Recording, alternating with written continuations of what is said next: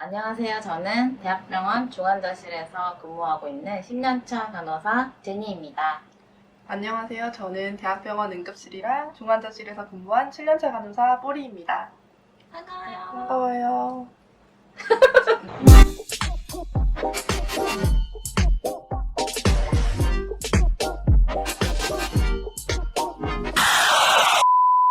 선생님, 얼마 전에 들어온 신규쌤 또 그만뒀다면서요?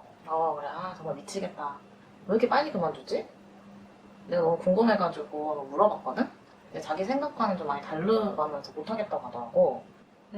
아니 병원 지원할 때 분명히 언티대부서 쓸 텐데 도대체 왜 그만두는 거죠? 요즘엔 아무래도 코로나 때문에 학교 실습도 제대로 못하고 우리도 그 부서 정할 때 내가 이 부서에 잘 맞을지 파악하기 되게 어려웠잖아. 그냥 로망만 가지고 들어오는 친구들도 많고 그래서 오래 하지 못하고 그만두는 신규생들이 많은 것 같아. 그러면 우리가 입사를 앞둔 신규 선생님들한테 도움이 되도록 제가 있었던 응급실, 선생님이 계시는 중환자실에 대해서 얘기 좀 해줄까요? 그래 좋겠다. 선생님은 일지만 부서가 어디셨어요? 나는 일지망이 외과 중환자실이었고 그리고 이지망이 외과 병동이었는데 운이 좋게도 일지망이 외과 중환자실에 발령을 받아서 아직까지 근무하고 있지. 근데 왜 둘 다 외과를 선택하신 거예요? 일단 나는 실습할 때그 외과 병동이 좀 더 깔끔하고 간호사 쌤들 성격 자체도 좀 와이드하고 쿨하고 이런 부분들이 많았어. 그래서 그런 게 좋아가지고 지망을 한 게 크지. 그러면 학생 선생님들이나 신규 선생님들한테 외과 ICU에 대해서 설명을 해주신다면요? 일단 ICU는 인텐시브 케어 유닛이잖아. 그래서 환자를 24시간 멀티 모니터링 하면서 이제 집중 관찰을 하는 곳이고 잘못 생각하는 부분이 있는데 단순히 ICU는 상대적으로 환자를 적게 보고 업무 로딩이 없어서 이제 꿀빠는 부서라고 착각을 하는 경우가 많더라고. 근데 입실 환자 자체가 기본적으로 집중 케어가 필요한 만큼 좋지 않은 상태로 입원을 하는 것이기 때문에 절대 심플하게 생각해서는 안 되는 것 같아. 모니터링이라는 것이 단순 바이탈을 자주 보는 것만이 아니고 이제 환자가 주는 작은 사인도 캐치를 해서 적절한 중재가 들어가야 되잖아. 그렇기 때문에 임상병동에서 보지 않는 예를 들어 EKG의 미세한 변화라든지 여러 인상학적인 공부가 많이 필요한 부서인 것 같아.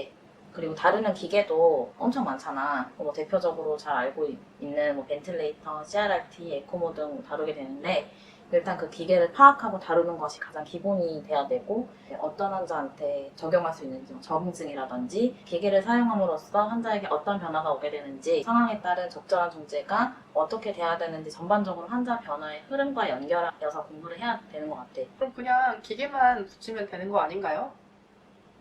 일단 이런 처치 자체가 단순히 기계만 적용하면 되는 것이 아니고 그것이 가능하도록 전처치를 하는 과정 등 좀 복잡한 편이긴 한데 이제 이런 것들이 응급 상황에서 진행되는 경우가 대부분이라서 영상의학과라든지 탁과의 도움을 받을 수 있는 경우는 거의 없고 베드사이드 어시스트로 응급하게 진행되는 경우가 많기 때문에 이 모든 과정을 다 알아야 돼. 그래서 조금 힘들 수도 있고 나 같은 경우는 장점이라고 생각하는 부분이 좀 더 전문성을 띈다는 그런 것 때문에 좀 더 좋은 것 같긴 하더라고. 그러면 어떤 학생들한테 내과 혹은 외과를 추천하시나요? 선생님은 딱 외과 스타일이 좋다고 늘상 말하셨던 것 같은데 내과와 외과 그 특징적인 그런 차이가 있나요? 일단 내가 개인적으로 생각하는 부분들만 말을 해줄게. 내과는 복잡하고 어렵다고들 그냥 무작정 생각하시는 분들이 많으신 것 같은데 표면적으로 보았을 땐 질환이 다 복합적이고 다루는 메디케이션의 종류가 상대적으로 방대하기 때문에 그렇게 보일 수 있을 것 같아. 실제로 환자를 보는 데 있어서 많은 지식과 고민이 필요한 건 사실이고 하지만 상태에 따라 다르지만 환자의 질환에 따라 증상에 대한 예측이 어느 정도는 가능하다고 생각해.